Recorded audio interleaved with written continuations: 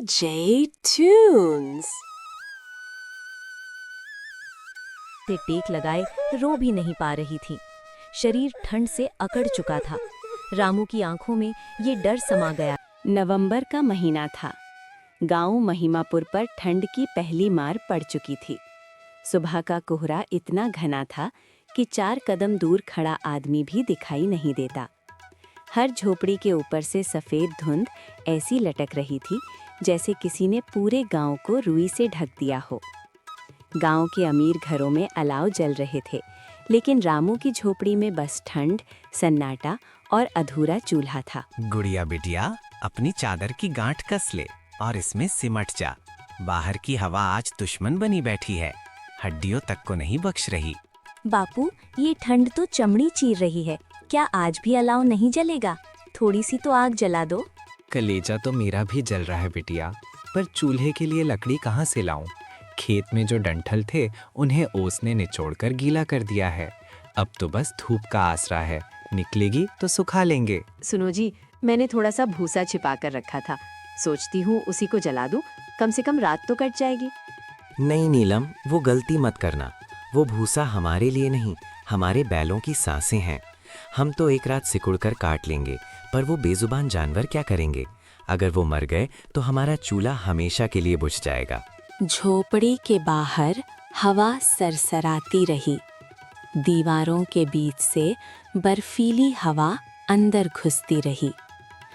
गांव के अमीर सेठ हरिराम के यहाँ आज जश्न था। बेटी की सगाई हो रही थी।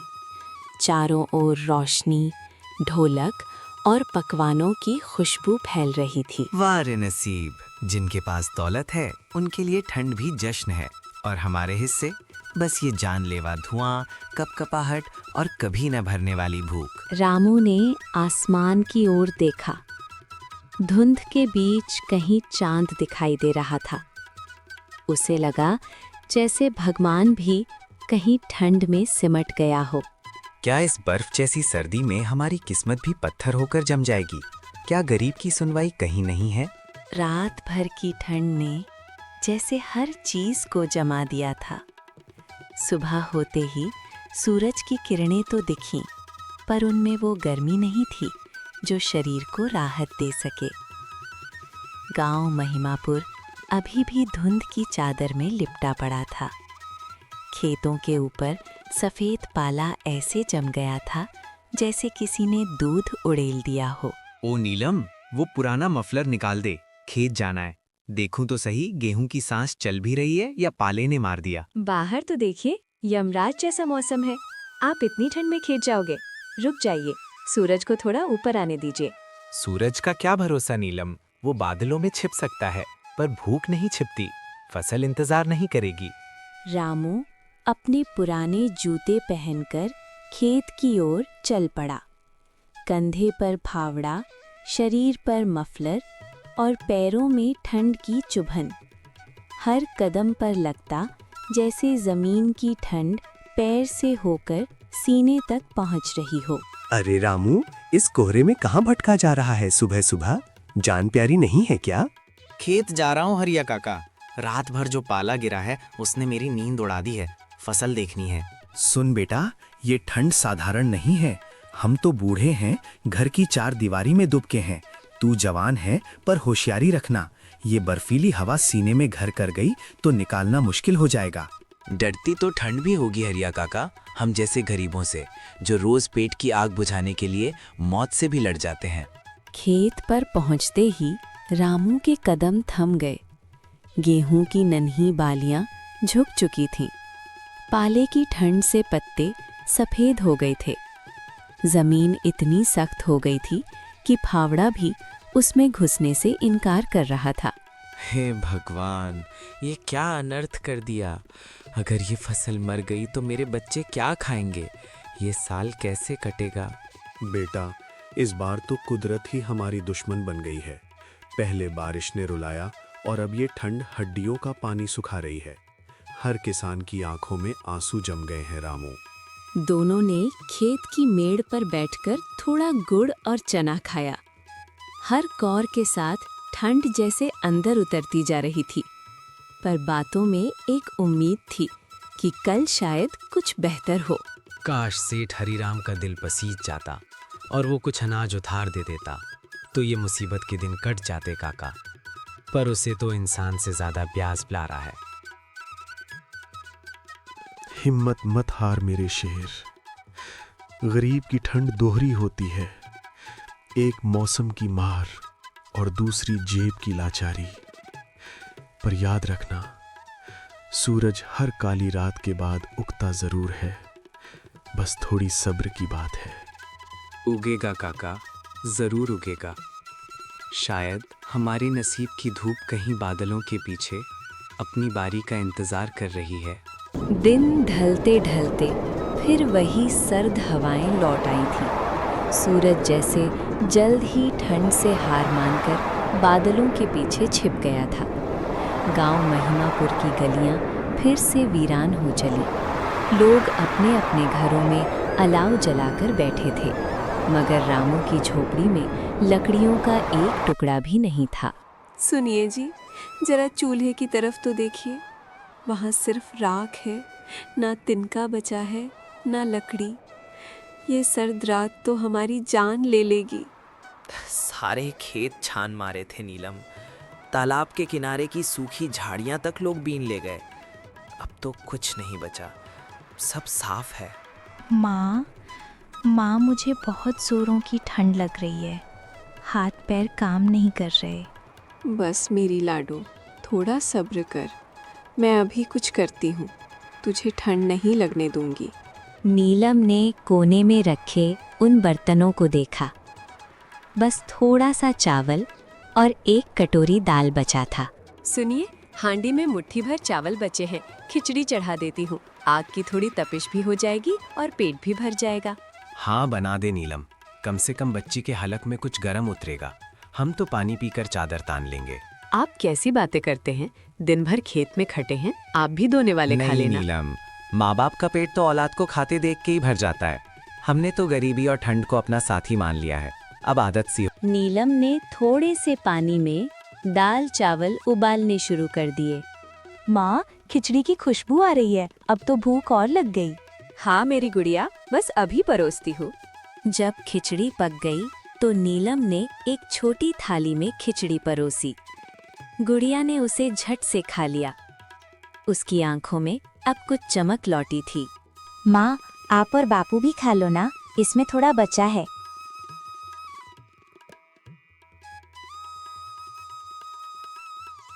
पगली, तू खा, तेरा पेट भर गया, समझो हमें दुनिया की सबसे बड़ी नियामत मिल गई। तू सो जा अब। उस रात तीनों को नींद नहीं आई। चूल्हे की राख ठंडी पड़ चुकी थी और हवा अब भी दीवारों के बीच से चली आ रही थी।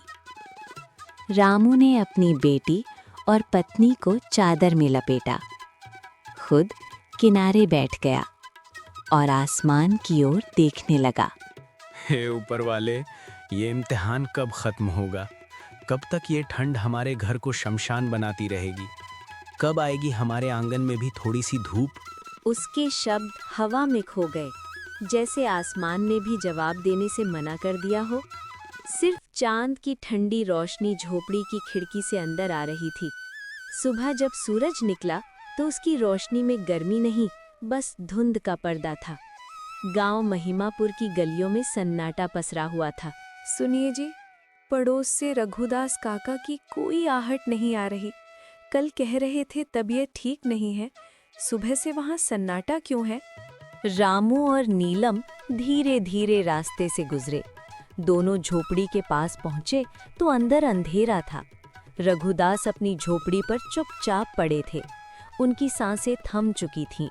उनकी पत्नी दीवार से टेक लगाए रो भी नहीं पा रही थी। शरीर ठंड से अकड़ चुका था। रामू की आंखों में ये डर समा गया था। हे राम, ठंड ने इन्हें भी नहीं छोड़ा। ये मौत थी जो चुपके से आई और काका को ले गई। बाबूजी, क्या रघुदास काका अब कभी नहीं उठेंगे? शाम तक खबर फैल गई। गांव में अब तक 5 लोग ठंड से मर चुके थे। गांव के चौपाल पर लोग जमा हुए। सबके चेहरों पर डर और लाचारी थी। भाइयों, ये सर्दी अब मौसम नहीं, मौत बनकर नाच रही है। हमारे पास न लकड़ी है न चारा। अगर आज हम हाथ पर हाथ धरे बैठे रहे तो कल लाशें उठाने वाला कोई नहीं बचेगा। आप सच कहते हैं काका। हमें अब पंचायत और सरकार का दरवाजा खटखटाना होगा। भीख नहीं, हक मांगना होगा। लेकिन जब तक मदद आएगी तब तक तो शायद। सवाल हवा में गूंजा, पर जवाब किसी के पास नहीं था। सिर्फ हवा थी जो सबकी सांस जमा रही थी। रात फिर उतर आई थी, पर इस बार वो पहले से ज्यादा काली थी। रामू की झोपड़ी में अलाव तो जल रहा था, पर उसमें आग नहीं, बस राख बची थी। माँ, मुझे बहुत ठंड लग रही है, मुझसे अब सहा नहीं जाता। हिम्मत रख गुड़िया, भगवान से प्रार्थना कर कि कल का सूरज हमारे लिए गर्मी लेकर आए। सुनिए जी, अब सब्र का बांध टूट रहा है। गुड़िया की खांसी रुक नहीं रही, राशन खत्म है। हमें कुछ करना होगा, वरना। जानता हूँ नीलम, पर जाऊँ कहाँ? रास्तों पर मौत बिछी है, बर्फ ने सब ढक दिया है। पर मैं हार नहीं मानूंगा। मैं किसान हूँ, मिट्टी से सोना उगाता हूँ, तो क्या अपने परिवार के लिए लकड़ी नहीं ला सकता? मैं जंगल जाऊंगा। नहीं, आप होश में तो हैं। जंगल में इस वक्त सियार और भेड़ियों का राज है। वो आपको नोच खाएंगे। इतनी रात में मैं आपको नहीं जाने दूंगी। नीलम, अगर मैं भेड़ियों के डर से घर में दुबक गया तो ये ठंड मेरे बच्चों को खा जाएगी। फैसला मुझे करना है, डर चुनूं या जिंदगी। पर अगर आपको कुछ हो गया तो सावधानी से जाइएगा। आपकी जान में ही हमारी जान है। तू बस चूल्हा तैयार रख नीलम। मैं वादा करता हूँ, लौटूंगा तो साथ में आग और जीने की उम्मीद दोनों लेकर आऊंगा। जंगल का रास्ता लंबा था, हर कदम पर बर्फ, कांटे और सन्नाटा। लेकिन रामू की आंखों में डर नहीं था, सिर्फ अपने गांव की तस्वीर थी। आधे घंटे की यात्रा के बाद उसने सूखी डालियां देखीं। वो टूटे पेड़ की टहनियों को इकट्ठा करने लगा। ठंड से हाथ सुन्न पड़ रहे थे, पर वो रुका नहीं। रामू ने लकड़ियों का बड़ा गट्ठर बनाया, उसे सिर पर रखा और चल पड़ा। माँ, बाबूजी अभी तक नहीं आए, मुझे डर लग रहा है। तेरे बाबूजी असली हीरो हैं बेटा, वो जरूर आएंगे। वो हारने वालों में से नहीं है। जब दोपहर के बाद रामू लौट कर आया, उसके कंधे पर लकड़ियों का ढेर था और चेहरे पर ठंड के बीच में भी पसीना चमक रहा था। नीलम, जल्दी आ, देख मैं क्या लाया हूँ। अब जला चूल्हा, देखें ठंड कैसे टिकती है। उस शाम पूरे गांव में रामू के अलाव की गर्मी फैली। रामू का छोटा सा साहस गांव के हर घर में उम्मीद की आग बन गया था। आग की लपटें हवा में नाच रही थीं और रामू के चेहरे पर वो सुकून था जो किसी राजा के पास भी नहीं होता, क्योंकि उसने अपने गांव को बचा लिया था। सुनिए जी, आपकी लाई लकड़ियों ने तो सिर्फ घर नहीं, हमारी किस्मत रोशन कर दी है। ये आग सिर्फ मेरी नहीं नीलम, ये पूरे गांव की सांसें हैं। अब मेरा वादा है, इस गांव में कोई भी ठंड से नहीं मरेगा। माँ देखो, मेरी उंगलियां फिर से काम करने लगी। कितनी गर्मी है। धीरे धीरे आसपास के बच्चे भी आ गए। कोई अपने हाथ सेक रहा था, कोई लकड़ी डाल रहा था। कुछ देर में गांव के कई लोग हरिराम के घर के बाहर इकट्ठा हुए। रामू बेटा, तूने तो कमाल कर दिया। हम सब मौत का इंतजार कर रहे थे और तूने अपनी जान पर खेलकर हमें जिंदगी दे दी। तूने साबित कर दिया कि असली अमीर दिल का अमीर होता है। मैंने कोई एहसान नहीं किया काका, बस हिम्मत की है। अगर हम सब एकजुट हो जाएं, तो बड़ी से बड़ी मुसीबत घुटने टेक देगी। रामू की बात सुनकर सबकी आंखों में नई चमक आ गई। उस रात रामू के आंगन में कई अलाव जले। हर घर से कोई न कोई आया, कोई बूढ़ा, कोई बच्चा, कोई और। सब एक दूसरे के पास बैठे आग सेकते और कहानी सुनाते रहे। सुनो जी, अब लगता है जैसे ठंड भी हमसे हार मानकर भाग रही है। हाँ नीलम, जब लोग एक साथ हों तो कोई ठंड, कोई तूफान और कोई मुसीबत टिक नहीं सकती। एकता की गर्मी सूरज से भी तेज होती है। रात बीत चुकी थी। रामू के आंगन में जलते हुए अलाव अब राख बन चुके थे, पर उस राख में भी गर्मी बची थी। माँ देखो, आज तो धूप निकली है। कितनी प्यारी धूप है। सूरज की यही किरण तो जीवन है नीलम। जब मन की आग जलती रहे तो बाहर की सर्दी कुछ नहीं बिगाड़ सकती। रामू ने अपनी झोपड़ी की छत पर जमी हुई बर्फ को देखा, जो अब पिघल रही थी, जैसे दुख धीरे धीरे मिट रहा हो। अरे भाई, मान गए रामू को। उसके एक अलाव ने तो गांव की किस्मत ही पलट दी। सही कहा काका। कल तक हम ठंड से डर रहे थे, आज हम उसी ठंड के किस्से सुना रहे हैं। रामू अब सिर्फ केवल एक गरीब किसान नहीं रहा, बल्कि गांव के लिए हिम्मत की मिसाल बन गया था। बच्चे उसे अलाव वाले चाचा कहकर पुकारते थे और बुजुर्ग उसकी पीठ थपथपाते थे। देखिए जी, आपकी हिम्मत से पूरा गांव मुस्कुरा रहा है। मुझे आप पर गर्व है। मैंने अकेले कुछ नहीं किया नीलम। कभी कभी ठंड जैसी मुसीबत ही लोगों को एक करती है, और जब हम एक हैं तो हम अजय हैं। हाँ बाबूजी, ठंड तो दुम दबाकर भाग गई। अब हमारे घर में सिर्फ गर्मी ही गर्मी है। हाँ बेटी, भगवान ने हमारी सुन ली। देख, सूरज हर दिन लौटता है। बस हमें कभी हार नहीं माननी चाहिए, चाहे रात कितनी भी काली क्यों ना हो। गांव में पहली बार इतने दिनों बाद सन्नाटा नहीं था। हर चेहरे पर मुस्कान थी, हर घर से धुआं उठ रहा था और ठंड जैसे अब हार मान चुकी थी। और इस तरह एक गरीब किसान ने अपने साहस से पूरे गांव को ठंड से नहीं बल्कि डर से भी आज़ाद कर दिया। सर्दी अब कम हो चुकी थी। गांव की गलियों में बच्चों की किलकारियां गूंज रही थीं, खेतों में सरसों फूल रही थी। सूरज धीरे धीरे ढल रहा था और उसकी किरणें खेतों को सुनहरा बना रही थी। और इस तरह ठंड केवल मौसम की कहानी नहीं रही, बल्कि इंसान की हिम्मत और उम्मीद की मिसाल बन गई। इसलिए हमें किसी भी हालत में हार नहीं माननी चाहिए।